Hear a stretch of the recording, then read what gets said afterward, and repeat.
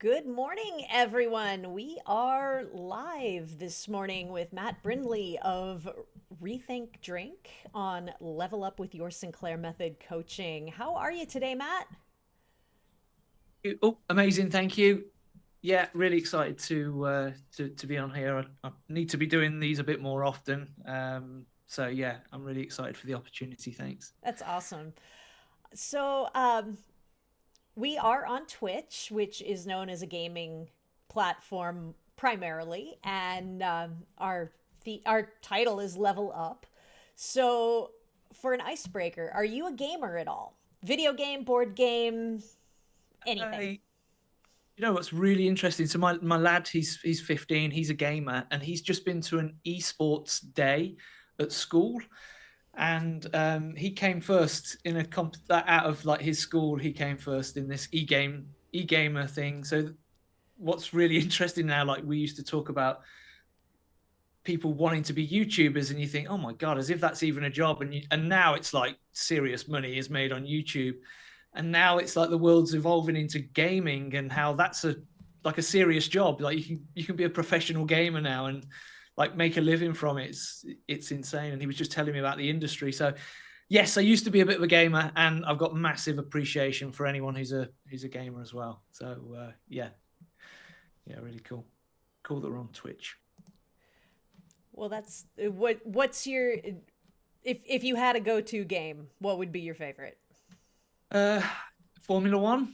I'm really into F1. I've never actually, because you can get like these home setups now with like a proper bucket seat and pedals and like steering wheels with like proper feedback and things like that. Everything So but the car. literally everything but the car, yeah. And like these screens that like come around you and surround you, so you can kind of like see 180 as though you're in the cockpit. Like stuff like that, I just think is amazing. I would love to have a go on something like that. That sounds really cool. So yeah, that would be my go to is Formula One. I love my cars. All right, yeah. I mean, I'm much more low tech on my Switch playing Asphalt 9. Uh, I love I it. just there's something about having a game where it's just you driving and it's not there's no real true strategy to it. It's hit the brake at the right time, go fast, do the Yeah, things, complete the complete the track, yeah, yeah, don't yeah, crash. yeah. It's amazing how games have evolved now, and yeah, like these kind of open worlds where you can literally just go and wander, and there's no point to the game. It's just you can go and find things to do, kind of thing. It amazes me. Yeah. It really, really does. Well, part of what we try to do here on Level Up is to let people know of a lot of the various ways that having a TSM coach can help them level up their recovery with the Sinclair method. So, you and I talked a little bit before we started about how context matters when it comes to giving advice about the Sinclair method. Is there anything that has stuck out to you, or maybe recently, that you've seen you've seen advice given with all good intent that has been completely wrong for somebody? Yes, and this was actually quite a dangerous one. I've got to say, I've come off social media quite a lot now, so I do little bits here and there, but I've really come off. And in the really early days of me kind of discovering TSM and getting through it, and wanting to become a coach and then really helping other people, I was really in there a lot. And it's really interesting that you kind of brought this up, really, because I came away from it because I felt like my advice was just completely buried in like what's the right word? Everyone's got great intentions in there. Like nobody's there to harm anyone. That's not that's not what we're here to say. But the advice that was coming from me as a coach, as a success story, as someone who'd been through the message, was kind of overwhelmed and overwashed by the theme of the first comment. So the first comment comes in, and literally every response almost supports that first comment. And then you can have exactly the same question, but the first comment is slightly different or comes at it from a different angle. And then everybody's comment supported that first comment. It's like, I don't know, there's like a phrase, I don't know what the phrase is, but Confirmation bias? yes, I think that's exactly it. Yeah, so it's like that first one is like, yeah, that sounds pretty kind of along the lines of where it should be. I'll jump in and follow that. And to come at it with a different objective in terms of like the one I was going to say, the one that immediately sprung to mind was a load of advice. Someone had asked about dosing on Now, and it went through the thread, and it was always, oh, you wait an hour, wait to an hour and a half. Some people were given advice on, a second dose, and if you go over this time, which was great. And again, nobody's in there to do any harm. And my question was, are we talking about nalmefene or naltrexone? And it was actually nalmefene. And that is huge. I have seen that a lot, and which is crazy, because statistically speaking, fewer people use nalmefene for the Sinclair method than naltrexone. Yeah. But those are two entirely different drugs. They have different half-lives. Have you ever heard of someone being advised to have a second dose on nalmefene? Because in 12 years of doing this, I have not heard once of anyone being advised to have two in the same day. Not from a medical professional, no, but as misconstrued in a group thinking we were talking about naltrexone, but we were actually talking about nalmefene. Then that and that's why it's it really is as simple as, well, hang on, what's the question you're actually asking here? This is just a really, really random example of how just a small thing can just get confused.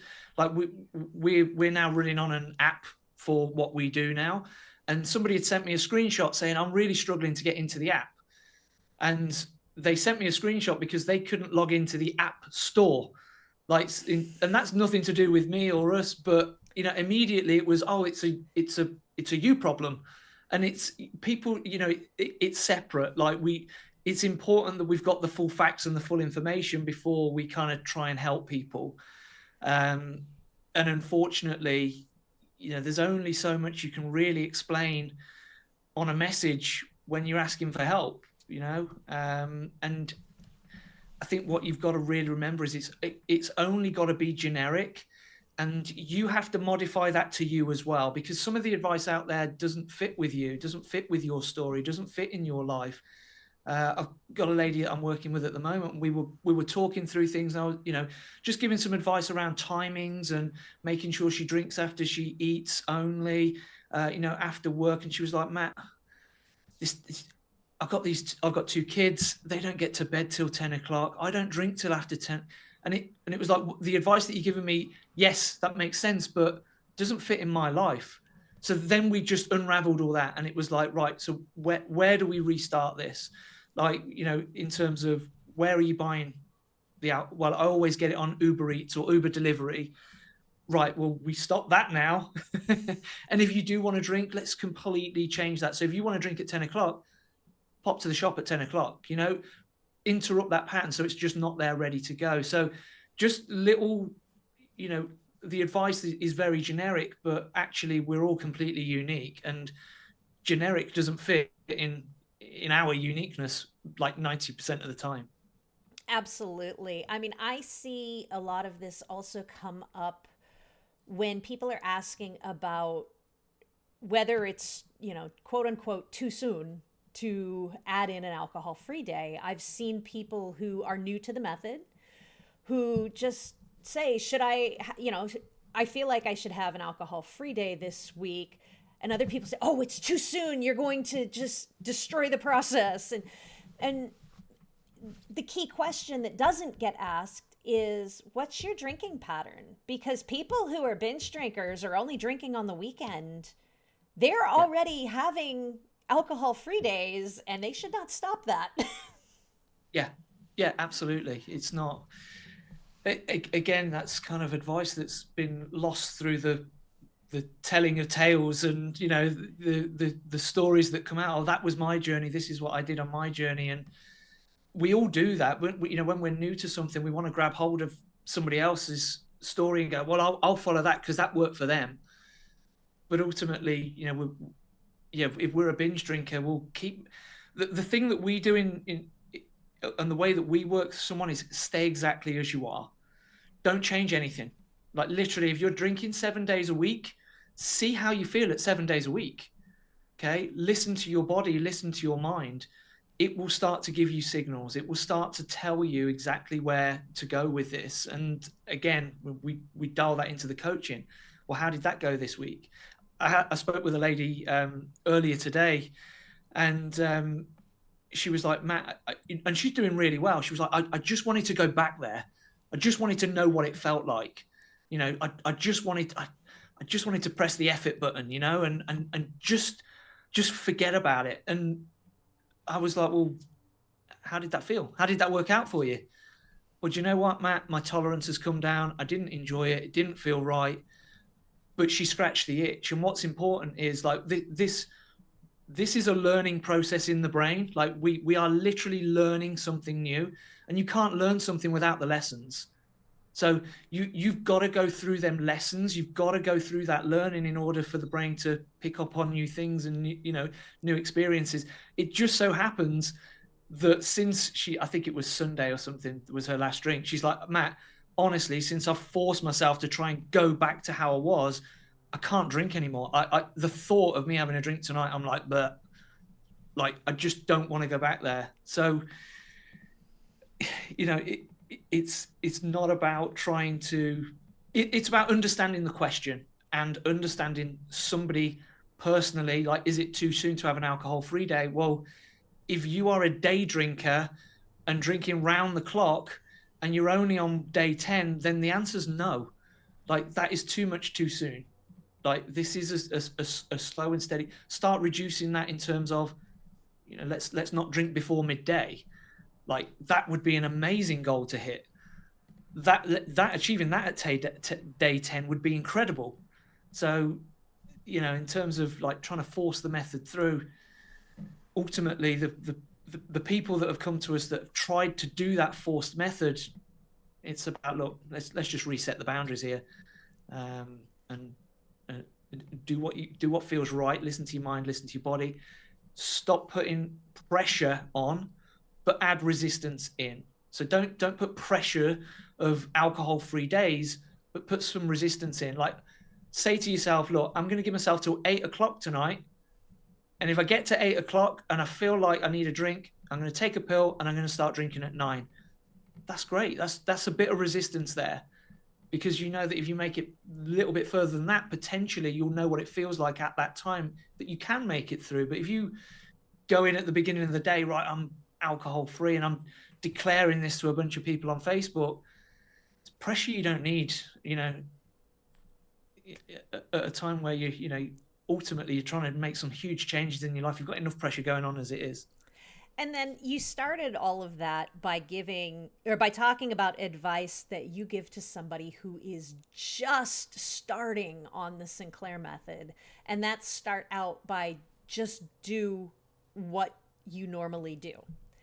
Yeah. Now, the problem with that I see is when people are giving that advice to someone who is 9, 12, 15 months in, someone who has seen some success and they've hit a plateau and they're stuck.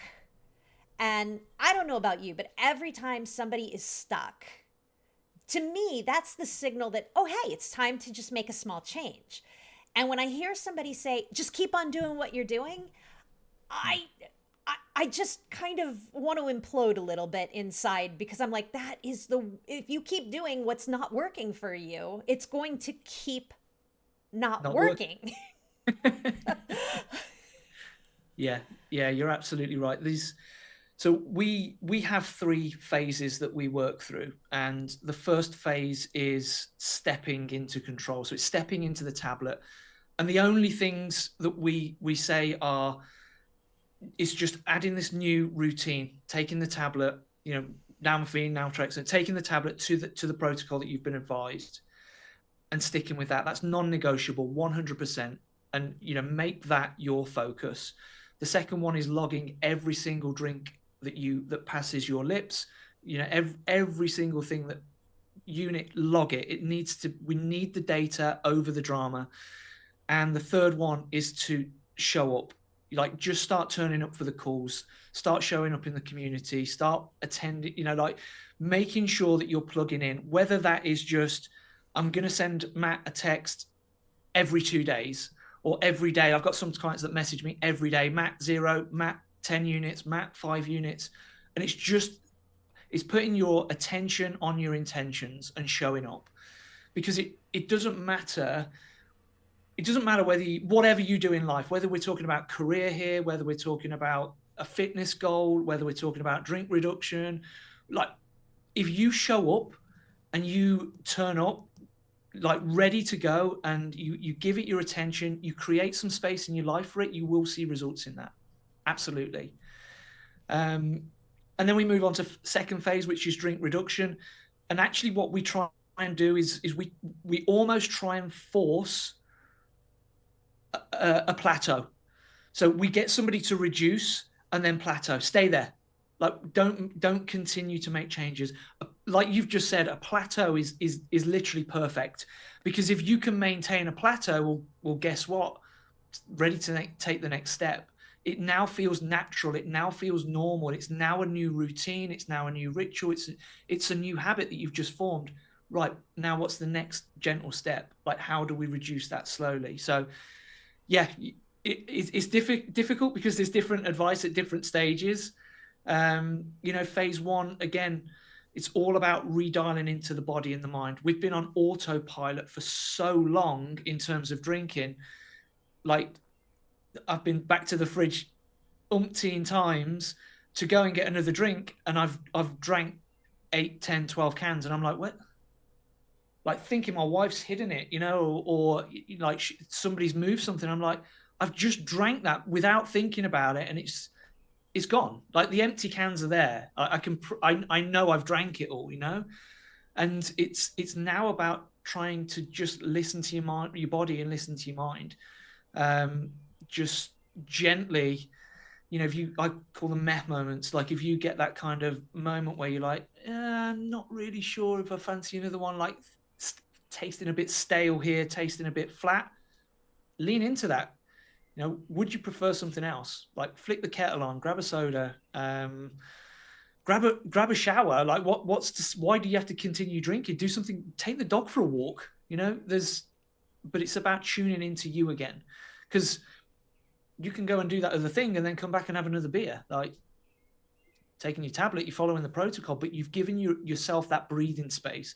You've given yourself that opportunity to do something different. Might not work out the first time, second time, third time, but 2, 3, 4, 5 weeks down the line, hey, do you know what? I'm having a cup of tea now, and it will stick. You again, it's about slowly building that habit in. Yeah. And with a coach, we also take into account a person's end goal. Like, is the goal just to reduce and casually drink under the moderate threshold, or is it abstinence? Talk a little bit about how advice might be different based on somebody's goals. Say they're in like the second phase, so they're 100% following the protocol. They've hit that first plateau, but one person has a goal of abstinence eventually, and the other just kind of wants to learn to be able to have, maybe 1 or 2 a week or 1 or 2 a month. Yeah, it's such an interesting question, because when we start out on this process, and this was true of me as well, like, one of my goals was just to have alcohol-free days. Like, I just want alcohol-free days. And then it kind of extended to, I want to be under 14 units, which in the UK is the UK government guidelines. I want to be under 14. And now I drink maybe, I don't know, 8 times a year, at a birthday, at a wedding, on a holiday, at Christmas, at New Year's, So it's really, the scale is slid. And I think a lot of people who jump into this program, because whether we like it or not, we come from a world of abstinence and everybody telling us that, not drinking is the only way to do things. So automatically we're kind of pre-programmed into, well, the only way you can get success with alcohol is by not drinking. So everybody's goal automatically becomes, well, I don't want to be a drinker, or, I need to move that out of my life, especially if people have had, really bad problems with alcohol in their life. It's like, I want to move as far away from that relationship as I can.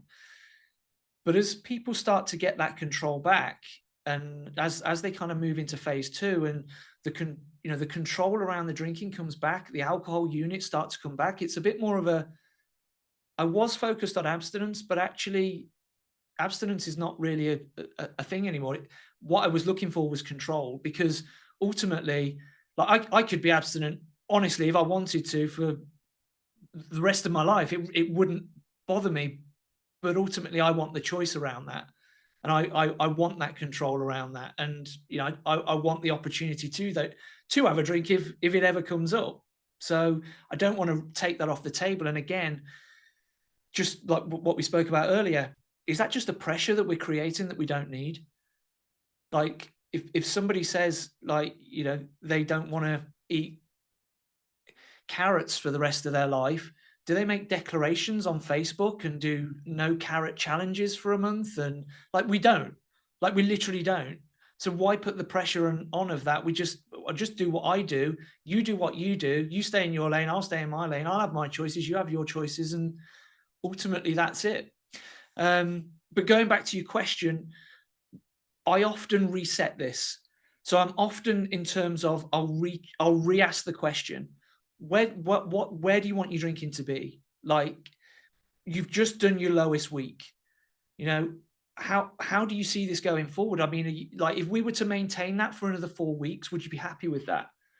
Ultimately, for most people on their lowest week is, yeah, I would be.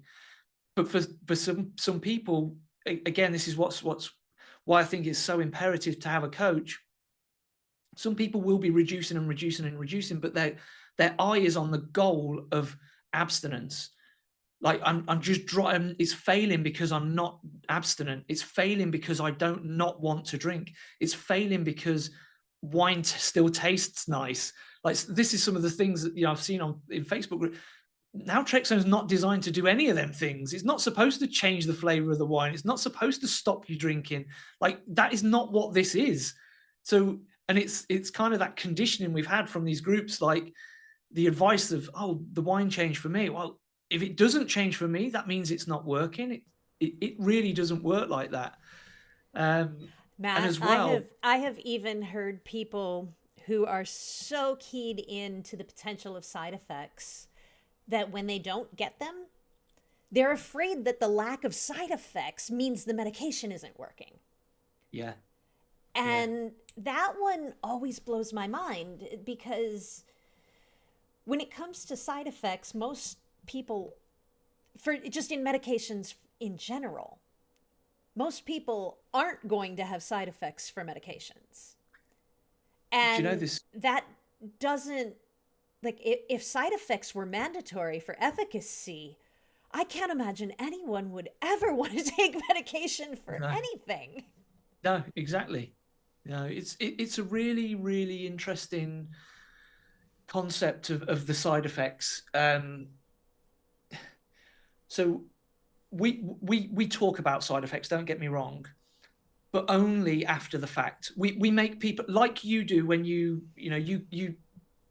take a paracetamol, like, you're aware that there's likely to be a side effect, but you don't focus in on them. You don't hone in on it. You don't, like, look for them or discuss them, or, have a chat. And that's really what's really what I notice in terms of Facebook groups and kind of the wider picture of this. Like we make people aware that there are side effects. We make people aware that maybe 15-20% of people get side effects. And then if they get the side effects, then we have a conversation about it. But what I see in terms of advice, kind of on certainly on platforms and on groups and things, it's almost like a preempt, like look out for these because these are coming, and you should really be aware of the nausea. And like honestly, we hardly ever have a conversation about side effects. But if I go onto a Facebook group, it's literally the only thing I can read. And it's staggering because we don't invoke the conversation. We don't talk about it. If it happens, we'll mitigate it and we'll sort it. But we don't talk about it beforehand and say, be prepared for this and that and that and this, because you're almost starting to manifest it. Yeah, it's called the nocebo effect. It is the opposite of the placebo effect. It is when you anticipate something negative is going to happen, and then your body convinces yourself, your brain convinces your body that it's happening. It's one of the things I'm writing about in TSM in the Wild, because it's funny. Everybody accepts the placebo effect. Very few people will say it doesn't exist. But people will absolutely throw their hands up and draw the line in the sand and say, no, there's no way the nocebo is a thing because I'm not imagining this. And it's like, no, it's not that you're imagining that you're nauseous. It's that you are so keyed to believe you might be that your brain has physically made your body nauseous because our brains are that unfortunately powerful. Yeah. And they can work against us. And if you have anxiety can present as a lot of the same issues as some of the side effects. And that just because you're not diagnosed with chronic anxiety, everybody has moments of acute anxiety. It's not a diagnosable condition. It's just being human. And we can accidentally force our body to believe we are experiencing something negative when we're not. Yeah. And another point that's also really kind of overlooked, there are side effects to alcohol reduction. It doesn't mean that just because you're taking naltrexone or nalmefene that those side effects are from that tablet. Like you have a side effect from drink reduction. Like here's just another few things just to consider as well. If you saw a 25% reduction in alcohol, let's say over 2 weeks, just bear in mind that you've now reduced 25% of your sugar intake. Now, that is mood altering. That is mind altering. That does make you a bit more narky. That can invoke nauseous and out of body effects. You're also reducing 25% of your calories. Again, mind altering, mood altering. That can make you narky. The side effects related to all of this stuff. This is so much bigger than just a tablet. Yeah, I mean, I know personally, if I have a low carb day, I have to drink electrolytes because otherwise I will wake up the next morning with a ferocious headache. Yeah. And that's just because fewer carbs. And if you have fewer carbs, it's going to whack your electrolyte right into an imbalanced state. Yeah. It's going to deplete them. Yeah, absolutely. And and again, this is why phase 1 is nothing more than taking the tablet, logging the drinks, and checking in with, your coach, and checking in with yourself. Don't start to make making huge changes in terms of lifestyle, in terms of diet, in terms of, sleep patterns, in terms of alcohol reduction on top of taking a tablet. Like, you're never going to know what's causing that issue. And that's why it's important to just let that first phase just level out. Just get on board with it. Just let that tablet do the work, acclimatize to it, and we've got the rest of your life to make them changes, and work on drink reduction. It's a very, very short phase, but obviously when you're going through it, 2 weeks can feel like a long time. 4 weeks can feel like a long time. But yeah, that I love the concept of that that no SIBO. It's like it's a bit like a clock, isn't it, that ticks. You don't hear the clock all the time, but if you focus on the clock, guess what you hear? Mm-hmm. But that clock is ticking all day, every second. But when you dial into it and you're hyper focused on it, well, guess what you get? The ticking. But it's Well, always ticking. and that brings me to another comment I see, well, usually formed as a question, and people will say, how come naltrexone works one night but doesn't the other? And I usually say something very similar, only I use the example of a heartbeat. It's like your heart is beating whether you're aware of it or not. There are things you can do to make it beat faster. You can exercise, you can get really worked up. There are things you can do to slow it down. You can pace your breathing. So there are things you can do to help it work in one way or another. And there are times that you can feel it like it is going to burst out of your chest. And when you aren't even thinking about your heart, it's still working. Yeah. And naltrexone is very similar. It's working whether you're aware and paying attention or not. It's that when you're aware and you're thinking it's working, that's when you're doing things to partner with the medication because you're invested in the process in those moments. Yeah. Yeah, that's exactly right. And it can be things that are like you don't think would affect it, but like did you eat before you drank? Like that makes a huge difference in so many people's journeys. In fact, I reckon that's one of the most overlooked things in all of this. It's like one of the first things that we look at in terms of like processes. Are you doing this? Because all of us as drinkers did that. We all drank on an empty stomach because we wanted to get the full effects of the alcohol. Well, and let's go to side effects. Well, if you're taking a tablet on an empty stomach and you're likely to get side effects, well, you're going to feel the full force of the side effects the same way that you felt the full force of the alcohol because your body's got nothing else to process, nothing else to do. And yeah, it's these little subtle changes that feel like they're so simple that like it's almost not worth doing them, but it's so simple that you don't think that will make any difference. But it's then little tiny things that make massive, massive difference. And yeah, you're right. What you've eaten that day may impact how much you feel that naltrexone is working. How much you hydrated that day might make you feel how much naltrexone feels like it's working. You focusing on, I'm logging this drink, like, right, I'm going to go and pour my next drink out. Let me log my units before I pour it in the glass. Do I want this? Why? Would I prefer something else? Just running them question set, logging your drinks. I promise you will feel the naltrexone doing its job if you do that on every single drink, guaranteed. It's the fact that you're not doing it because it's too easy, because it's too simple. And that's the reason why people feel like, oh, it's not working. It's not, it worked better yesterday. But, there's so many other factors that influence that. So let me tell you a story about something you just said. So you're talking about taking the medication and drinking after you eat and doing that on a full stomach. And you mentioned in context with side effects. So this is an example where great advice, eat before you take your with your medication so you mitigate any side effects. Plus you should always avoid drinking on an empty stomach anyway. But when pulled out of context, this is an actual thing I heard on social media a couple months ago.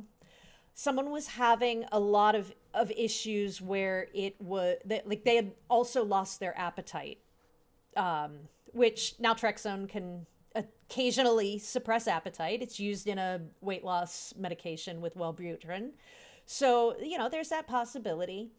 And so I was trying to ask her about the timing of when she's eating versus when she's taking the medication, because if you're eating an hour after you take the medication, you might get a little problematic.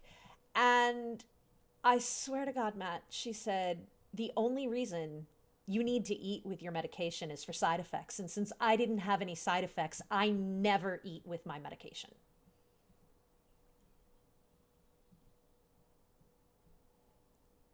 What do we know, Jen? And it's where, the good advice of eat because it'll help mitigate side effects. Someone pulled that out of context and hyper focused that. And I don't think you can pull that more out of context if you tried. And I don't recall anyone else on the thread saying that's actually not the only reason you should eat before you drink. Yeah. It's like, wow. I had never heard anyone say that one before. No, that's and I'm like, no, that is, I'm like, I don't know who told you that, but that is absolutely not the healthy way to do this. That is hearing some advice and like literally tethering to it, to the detriment of literally everything else. Like, yeah, that's completely out of context. That one's a pretty special one, actually. And some people, I've seen where people have taken bits of the Cure for Alcoholism and done that too. People who are binge drinkers, they drink 2 nights a week until they black out, read the Cure and say, oh, well, you know what? I'm never going to recover unless I'm getting more and more drinking sessions in. So they turn themselves into daily drinkers because they changed their drinking pattern, falsely believing that it's going to speed up the process, when it actually then creates a secondary issue that they're going to have to overcome, because now they're obliterating their alcohol-free days that they would have naturally had and adding, and then they wonder why they're drinking more than they did before. And it's like, and this is something that coaches are right there to say, hey, don't add extra drinking sessions. Like I've started telling people, if the number 1 rule of the Sinclair method is never drink alcohol without your medication first, the number 2 rule is if you don't want to drink alcohol, don't. Absolutely. Yeah, that's been something that I've said, because this is all about choice. And if you like the advice of if you've taken an naltrexone, you should drink, like that blows my mind. Well, that's not choice and control around alcohol then, is it? It's giving up that control. Yeah, it's like it flies in the face of this. And unfortunately there's, I think with a bit like AA and the big book, that was almost taken on as like a Bible, and we must stick with this, and it's absolutely rigid and you don't move away from that. And unfortunately I think that there's a category of people that are adopting that with the Cure for Alcoholism. And unfortunately, on a platform where advice is coming in from everywhere, that just kind of gets lost in the mix. But the more people that kind of jump on the back of it and support that, like you say, it's detrimental. Like we shouldn't be adding more drinking days to somebody who is alcohol free for 3-4 days a week. Like, take the win. That's an amazing place to start. That means we've only got to focus on 3 or 4 other days a week of drinking, and it gives your body the breather in between. Like we can focus on these feel-good endorphins from life in the 3-4 days that you're having off, then start to compare that about the 3-4 days where you're full of anxiety, your mindset's not in a great place, you're at the beck and call of your subconscious mind in driving this habit and this behavior. Like, what life do you want? Because with naltrexone, the further we get down the line, the more choice comes in. And if you've gone back to 7 days drink, or you're now 7 days drinking, we've got to then get back down to where you were before we can carry on again. It's Yeah, yeah, it's hard work. and it's a misinterpretation of It that. is absolutely, that's exactly what Um, it is. and but then there's also the insistence that support is not necessary, and it's like, okay, yes, a person can do the Sinclair method without support. However, in our internal studies and research, we've found that if you do have proper support, you reduce twice as fast to half the amount of drinking than somebody who doesn't have support.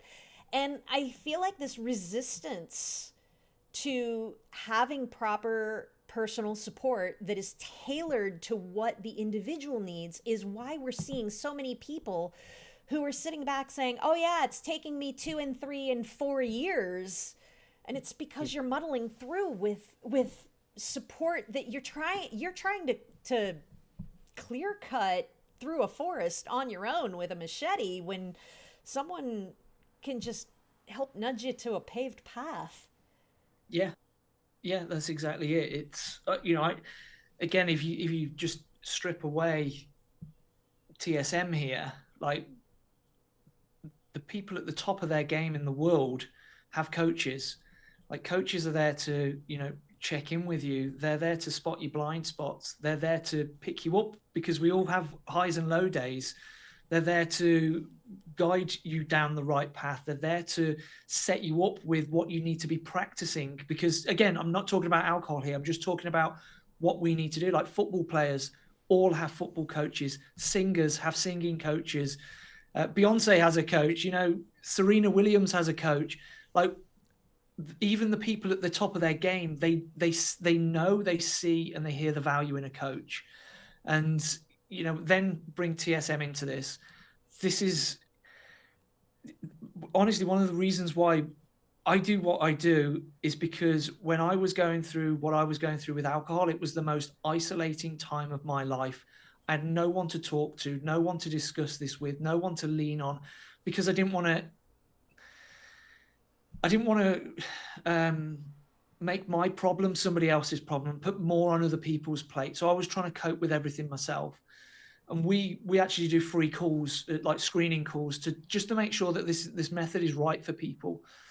And honestly, the amount of people that have broken down crying and said, do you know what, Matt, I've never ever told anybody about this in my life.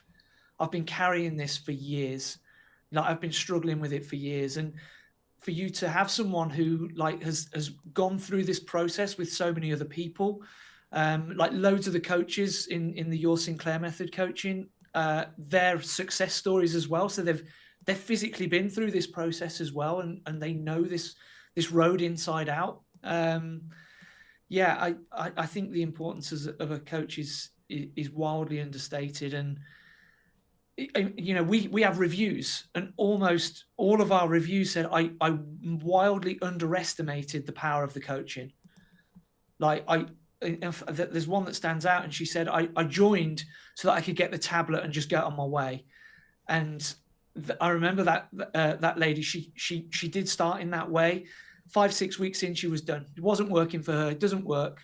I haven't stopped drinking, So we jumped on a call, like, where are you at? What's happened? Where she'd taken a third of her drinking away, and hadn't in 6 weeks, and couldn't see the success in that.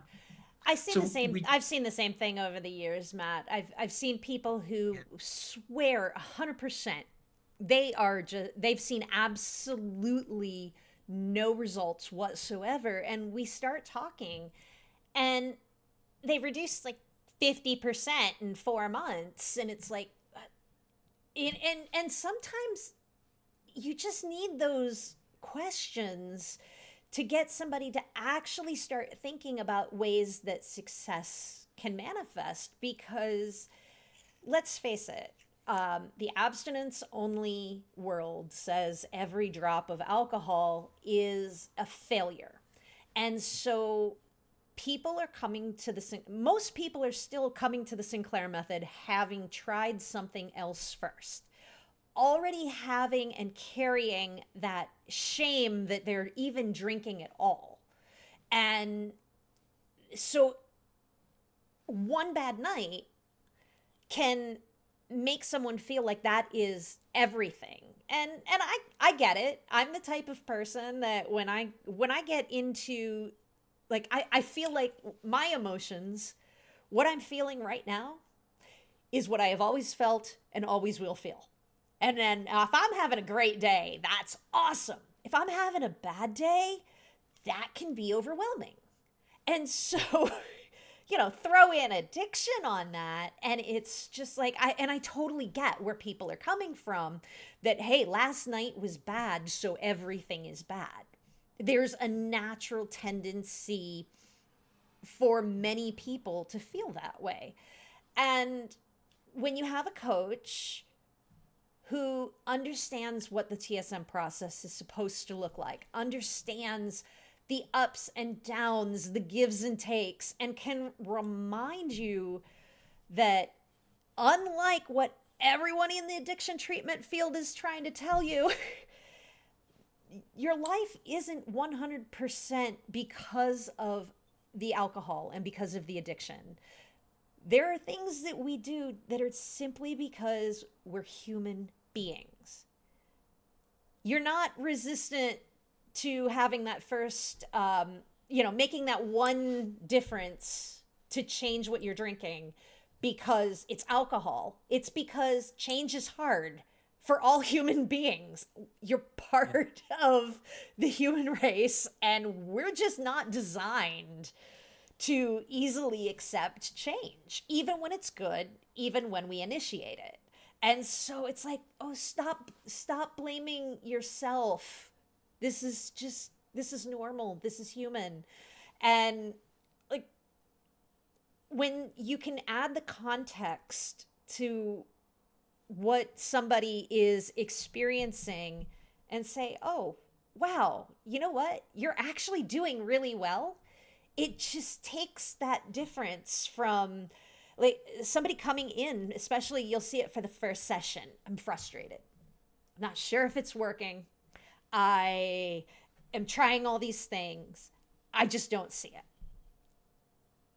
And then when they start actually realizing that, oh, wait, they've made changes. Look, they're making good decisions to not drink and drive. They're making good decisions around alcohol, that even if they're not at their goal yet, recognizing and having someone else see that they are capable of change and they are capable of making good decisions is something that I think a lot of people in recovery in general just, they don't get enough of. And yeah. I've found personally, since I started coaching, that sometimes the validation, hearing somebody's story and still being able to give them some validation that they're doing okay and they're getting there and they're making progress, can be that key, that difference maker. Oh. I think you said earlier, most people would have tried something before starting TSM. I would imagine it's a very, very high percentage, like 99.9% would have at least tried to not drink before trying TSM. I don't think you dive into TSM as a number one without at least trying to see if I could stop without medication first, So what that means is whether that's a one-time thing, for most people, I would say, this is almost like a, wow, what, this exists. I need to get on this. I've tried so many things in the past. So we're conditioned to failing. Like this, it sounds harsh, but ultimately the reason my path crosses with my clients' paths is because 100% of the time that they've tried to make a change with their drinking, it's not worked out. It didn't go to plan. So when you start to get on a plan and a process where things do start working out and things are going well and you are seeing a drink reduction, you're feeling a bit more control, you are tipping a glass away, you're not getting blackout drunk anymore, and all of these things are lining up, the first thing that we do is, when is this going to go wrong? Because my experience tells me 100% of the time this has gone wrong. So when's this going to happen to me? Like, and again, we start to manifest that kind of, that trip. Like, hang on, this can't be right. Something's got to go wrong here. And then as soon as we have a bad day, which we're all entitled to, this is it. This is the beginning of it now. I knew it too good to be true. This was, Mm-hmm. you know, I was making too much progress, and this is the beginning of the end now. And yeah, it's so important to data over drama. It's one of my favorite things. If you log them drinks, like, it doesn't matter what you're going through, like, remove the emotion from it. Completely remove the emotion. Take the drama away from it. What do the units say in black and white? Because I promise you, on a long enough timeline, you will see the results. It's just a lot of us expect to see it like a plane coming into land, and that graph just glides in beautifully and lands, and then we're abstinent, and you know, but it just doesn't work like that. Every single person's graph is down, up, a little bit down, a little bit up, but it's the course of it overall is heading in one direction. So yeah, it's I think it's that, and ultimately you've got to remember that the same mind that is driving this behavior is the same mind, the subconscious mind is the same mind that is supposed to look for danger. It's supposed to look for negativity in the world. It is there to, that is what the subconscious mind is designed to do. It's designed to keep us alive. It's designed to protect us. And it's that same mind, part of the mind, that drives the habitual behavior. So, you know, and that's, they're intertwined. So in terms of you trying to overpower that, you're part of the same mind. Like, that subconscious mind can convince you of whatever you need to hear, whatever it needs to tell you, amplify that bad news so that we have a drink, you know, amplify the fact that we're going out so that we can drink more. Yeah, it's really interesting when you kind of get into the physical mind and how that works and interacts with kind of the coaching as well. You know, it's not just the neurological reprogramming. There's a reprogramming of habits and routines and mindset and beliefs ultimately. Yeah, it's interesting stuff. I do love it. And then we've got about 7 minutes or so left. One of the things I'd like to talk a little bit about right now is the damage that is happening because of the continued referral of naltrexone as the Ozempic of AUD. Earlier this week, somebody put a cautionary tale into one of our, well, actually, it wasn't one that Options Save Lives runs. It was a different group. Someone shared that, you know, they were put on a GLP-1, made them stop wanting to drink. They found themselves drinking socially. And then they thought that because this GLP-1 made them not want to drink, that they could just continue taking that instead of their naltrexone. And they drank. And they are now drinking more than they were 3 years ago when they started the Sinclair Method. And it's... I keep seeing more and more people say, and to people as early as 1 month on the program, say, oh, well, maybe you should talk to your doctor about getting a GLP-1. And it's like... It's madness. Like, these medications were developed for diabetes. Yeah. They were shown helpful with weight loss, and they're being studied for alcohol use disorder. if someone wants to take it, that's one thing. But this thought that because two medications are both for the same condition of alcohol use disorder, that they are interchangeable. And we see that sometimes where people will talk about the other approved medications for alcohol use disorder and think that they can swap a Camperset or gabapentin and use it under the Sinclair Method protocols, and then they wonder why things don't work. And they're not designed to work that way. They don't work on the same system. So I feel like now not only has the moniker of Ozempic for AUD, it was incorrect, because it's Ozempic is Ozempic for AUD based on the studies that they're doing. But trying to conflate the two medications is actively causing people to think that they can interchange other medications under the Sinclair Method protocol and have it work. And and to me, this is not only mind-blowing, but it's infuriating, because somebody has actively been harmed by this. Somebody is now starting over on their Sinclair Method journey from the same point they did 3 years ago, because there's been such a conflation between these GLP-1s and naltrexone that people are beginning to think that it's okay that they use the medications the same way. And I kind of lost it yesterday, or whenever it was that I was writing I'm like, Antabuse is used for alcohol use disorder. You would never take Antabuse under the TSM protocols and drink an hour later, because you know that's bad. But they're both for the same treatment. Yeah, that's it. It's scary. And again, that's the danger of open platforms and open information. And, people can drop a comment in like that, and people will hang on to that and run with it. Like Ozempic for alcoholics, like it's a different mechanism. It does not work in the same way.